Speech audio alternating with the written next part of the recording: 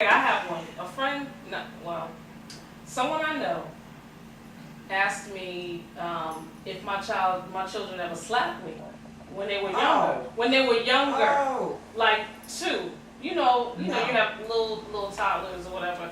And so I told her, you know, Age to the no. Either way, but she just couldn't understand why her child just slapped her. And I said, well, maybe he saw it from, someone in the daycare or something. And she said, I feel like I discipline him and, I get on him.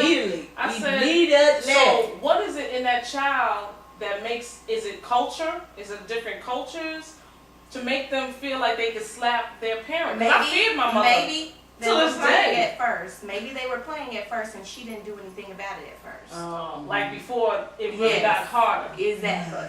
That's when you got to nip it in the bud. Because she It's said, not happening. your Well, children one slapped thing, you? children have their own distinct personalities too. So Yes. I mean, and then depending on what the child is dealing with, some may be aggressive. So if you have a 2-year-old and they just reach out and slap you, it could be a playful thing, it could be an aggression thing, it could be something that they saw from somewhere. But like you said, no matter where it comes from, it has to be nipped in the bud. Yep. Cut it off right then because they gonna grow up. Because your doing child that. can't go around doing that. Everybody is not gonna take that. That's when you with your get that child. hand. And once you get that hand, say no, no, Oh, no. you'll never find a babysitter. Never again will that child slap you again. Or if you That find child one, will you never. better know that she's disciplining your child. You ain't doing that over here. Speaking of which, how do we feel about that? How do we feel about other people disciplining our children? Can I go? Because when y'all kids come over here, know that they get Let me disciplined. tell you. I don't abuse, but they get To disciplined. be honest, I would like to be the one that discipline my children, but at the time when they do something, and I know it's my loved ones and my friends, I don't mind them discipline my children. Just don't hit my children. That's it. I don't mind it. I'll tell you, I'm on two sides. One side, you have your family and friends who don't have children, and you want them to, babysit your children. I have no problem with them disciplining my kids because I have to trust that if I'm leaving them in your house, You trust them. then I trust that you're Yeah. going to handle it. But there was a case on this side where this person didn't have children and he was just going overboard with, well, it was two people, just what they thought you're supposed to do when you discipline kids. And I just thought it was just over the top, like I'm about to shut them down, but I didn't know how to really express to them, I don't want you overdoing it. This is not how I discipline my kids. I don't need you extra screaming and just, watching their every move and don't do this, don't do that, not being free to do anything because this is what you think discipline is all about. So I've had a problem on that side, but if I put them in your care, trust that I want you to discipline my kids because that's what they did when I was out in the neighborhood and my parents weren't around. Trust I got beat, hit, or anything by somebody in the neighborhood because they saw me doing something that was out of line. And my mother and my father, they trust that it was going to be taken care of. It wasn't really any abuse back then, for me. I agree because growing up, I grew up The community. little country town on the hill. You down the street, you do something wrong, they gonna get a switch, give you a couple of licks with that switch, and tell you to go home and tell your mom that you got a whooping by Miss So and So, and then you gonna get another whooping when you get home. Oh, definitely. Oh, yeah. That's how I grew up. So, So, but my thing is, if I leave my child with you, that means I trust you well enough, and I know your discipline, your disciplinary actions and how you discipline, that you're not gonna mistreat my child. right. So you have to know the person and trust that person that you're leaving your child with. You do. What about sleepovers? How do we feel about that? That's a no I go. have to sleep That's over a no too. go. We were not Sleepover. allowed to sleep at anybody's house. We were not allowed to sleep at anybody's house. And when you growing went up. over there, do not go inside.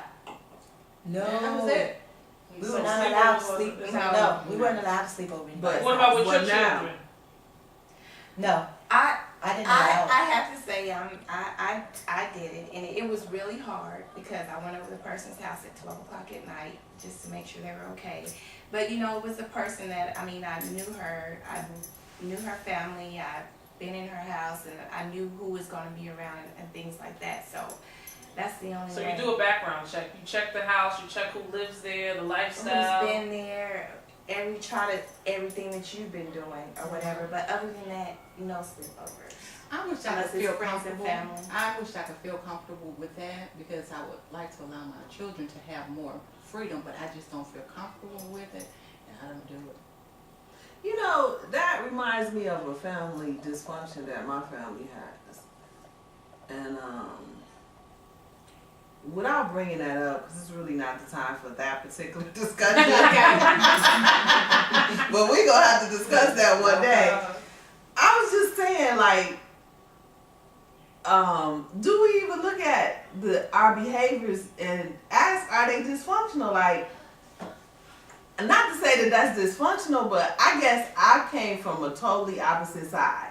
I was allowed to go to sleepovers. Me too. I'm an only child, so that's... Yeah. But also, guess what? You guys were raised in different areas.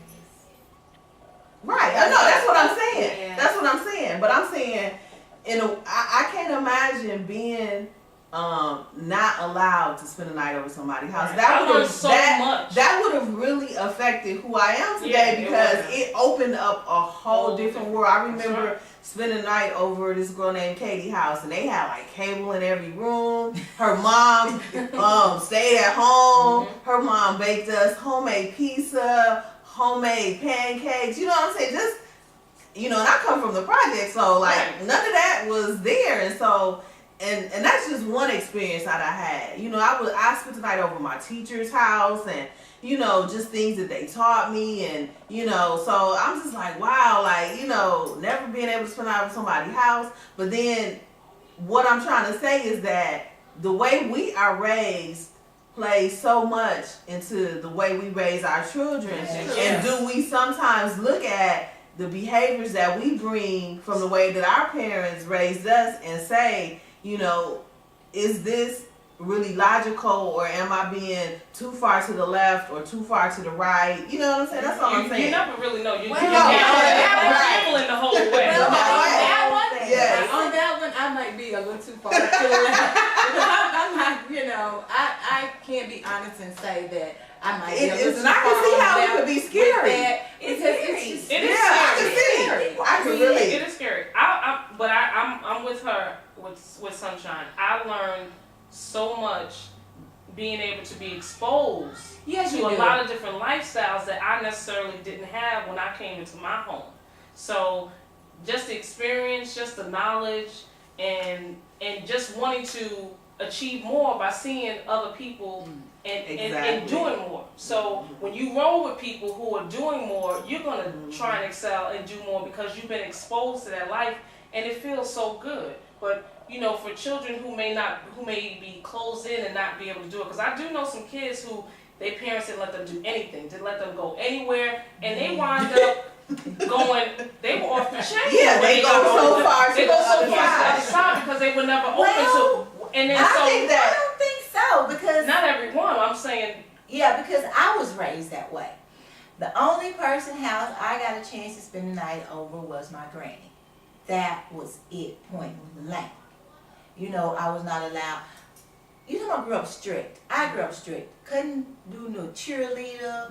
I couldn't play basketball. I had to come in before the So street are you lights not were gonna let on. your children play basketball and do cheerleading? No, that's not it. My child. So that's what I'm saying. that's why That's what I'm saying. That's Which why things you do went you into think? the services and got to see the whole world because you wasn't exposed. I don't think that's why I went into the service. Okay. The reason why I went to a service, that's a totally different thing. But I can say because of the way I was raised, that still affects my life today. Because I was raised to be at home. So do you feel like Now- you need to break the chain or you need to keep the chain? Like I had to break the chain on some things. Some things I didn't break And the I think chain. that was my question. What things Yeah. do we decide? What chains do you break and what chains do you keep and sort and make sure that they don't break? Well, Okay. I think maybe that is one of the chains I do need to break because, growing up, you know, I was a homebody. I had to be home, and now I'm a homebody. I stay at home all the time. Oh my God. And I need to break that and maybe get out of that. It's like, okay, how am I going to meet more people? How am I